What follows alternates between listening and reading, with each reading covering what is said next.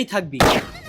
এ কি বাবা বক্রকাল, আমার বউ বাড়ি নেই বলে আমার বউর রূপ নিয়ে আমি তোমাকে দুটো ভিক্ষা দিতে চেয়েছিলাম। ও আচ্ছা, তবে অভিশাপ কোনোদিন ফেরানো যায় না, কিন্তু কিছুটা কমানো যায়। যা, তুই প্রতিদিন 12 ঘন্টা নারী আর 12 ঘন্টা পুরুষ হয়ে থাকবি।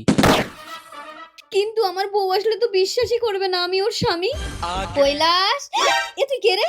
আমি তোমার স্বামী। এই চুপ শয়তান বহুরূপী, তুই আমার রূপ ধরে আমার স্বামীর সাথে শুতে এসেছিস? তবে রে যা যা যা। আসুক আজ ঘরে, বেরো আমার ঘর থেকে। কি হলো বৌদি, কাঁদছো কেন? আমার সঙ্গে তোমার লাইন আছে, দাদা কি ধরে ফেলেছে?